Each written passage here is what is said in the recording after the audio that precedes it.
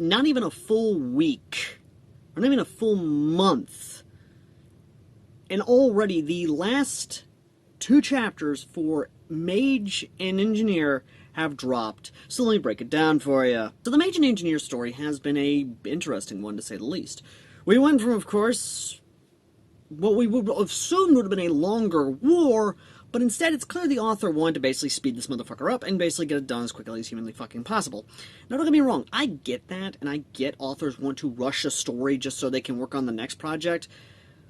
But in my opinion, I think the author could have done a lot more, especially with the whole Dacian thing. A good example of this type of story actually being done, actually stretched out for a better reason, is of course Johnny Boy 11's own Cadian blood, which again is his version of a Warhammer X Valkyrie Chronicles fanfiction, where Cadians and many others are fighting alongside Gallia.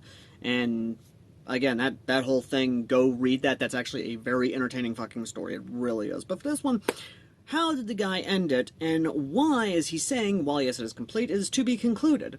Well, here's the thing. Harry, of course, after coming back and basically talking about the Holocaust, which, believe me, as someone with Jewish background and Jewish family, yeah, that's actually pretty good. That was actually done respectfully, actually done really good, especially from a British perspective, instead of like an American perspective. You did good on that. You did good. But kind of felt rush. Yeah, they did. Anyway, basically, after that little bit of uncomfortableness, they now get into battle, which kind of disappointing, honestly. Really disappointing. And then just out of fucking nowhere, apparently Prince Maximilian, the Prince of the Empire, apparently was Voldemort the entire time. No idea where that came from. I may have missed that in earlier chapters, but where the fuck did that come out? That feels like a cop-out, honestly. This really does feel like a cop-out. I'm going to be honest with you guys. Because you could have done something with that. You could have had it to where we could have seen the prince slowly losing his mind and his control over his body. Slowly, the morphing and forming of Voldemort and this personality together. I mean, hell, we could have seen a Voldemort perspective on this. And I ain't talking about the whole evil madman Voldemort. No. Someone with full faculties and actually being someone who grew up during World War II. And actually used the strategies that he learned of that time period to actually try and inflict as much damage on the enemy and basically usurp his father, or in this case, usurp the prince's father, the emperor, and take control of the empire and begin to slowly create his own version of Sieg Heil Third Reich, or a Soviet Union type deal. Again, it's you could have done better, but I get it, you were wanting to rush it. So, again, there's a better story that could have came from that, but it's whatever. You're the author, I'm just a guy who's a critic. So, from there, of course, we get the Deathly Hallows style fighting of the powers meeting together, explosion, and then for some reason the voice of God comes down and basically tells Harry that now you'll live in peace. And happy days, the end times have gone, peace shall reign on the earth, freaking Exodus from the fucking Bible. Basically, this thing felt extremely rushed. And I don't like it. I mean, don't get me wrong, I liked where it was going in the beginning. But then it being rushed in the climax felt really disappointing, and I'll be honest, it was very disappointing. Because there were a lot of cool ideas presented that could have been better.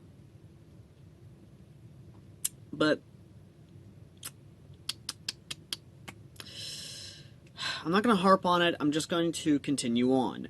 So, the ending chapter, or at least the conclusion of this first one, this first iteration of the story, is basically just everyone post-war. Everyone's either mustering out or staying on to be full-on career. They're now talking about a magical school opening up in Gallia, and basically that's it. Happy ending! And setting up for whether or not he's going to continue following the Valkyrie Chronicle games. And I'll be honest, with how much the Valkyrie Chronicles is and how many freaking games are actually in there, he damn well could actually follow those games, especially the one, Valkyrie Chronicles, with the nuclear lolly. If you don't know who the nuclear lolly is, it's a meme from the Valkyrie Chronicles community, so, look into it.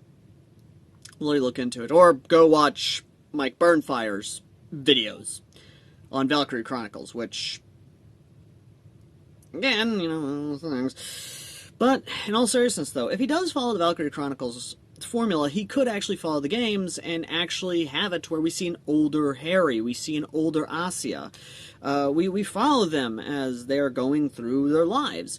Or even then, we could follow their kids and basically see how magic has improved.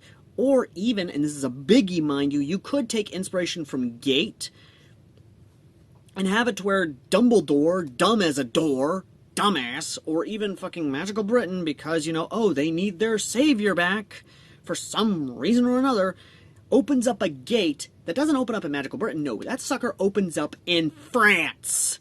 Because technically speaking, if you look at the map of Gaia, or at least the map of that world is basically France. Galia is essentially France, or is Belgium, or at least some sort of parallel between the two nations. So he could take inspiration from either Operation Medea, my fanfic, or even other Gate stories and basically have it to where a magical power happens and a gate opens and is essentially permanently open. There is no side effects, there is no resonance cascades. The gate is permanently open and connecting the two worlds, where basically both sides can interact, and the Statue of Secrecy is basically all but gone. And he could have it to where basically both sides are communicating, both sides are interacting with each other, and both sides find out what happened on each other's side, and as this is going on, the Dark Wizards, or at least the Death Eaters, thinking that they have an opportunity to basically rule the fucking world, basically come in to this world and basically reignite the Empire's ambition for war, and again, we got another war this time, except in this point, he can have it to where now the world is on Galia's side. And again, frickin' World War III, ladies and gentlemen, or at least a Cold War-like scenario. There are many ways this can be done. There are many ways that a new war and new conflict could be erupted from this. A way that the story of Harry Potter could continue. He has to go hunt for the Horcruxes and all this other bullshit. Again, there are many ways this could go down. This could work. And I may do a pitch meeting on this to a better version, or at least a version of the story that actually could work out with my friends Anderfell and Crimson Weresloth. But again, that is another video for another day.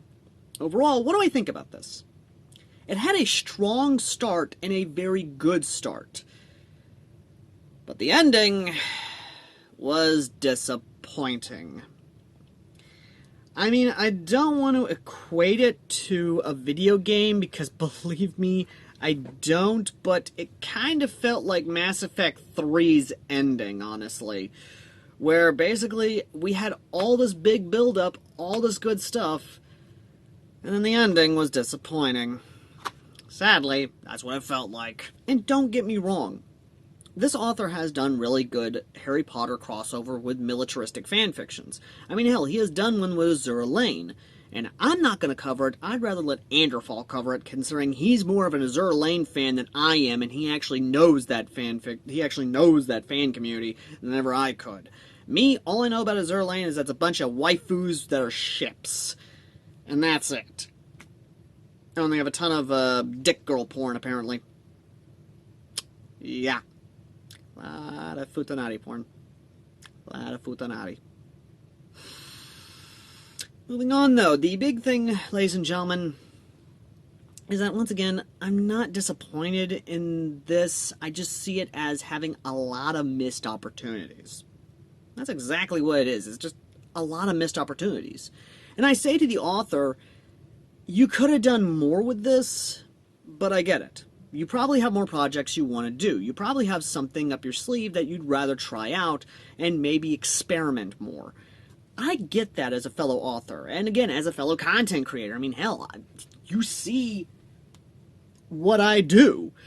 So, yeah, I totally get it.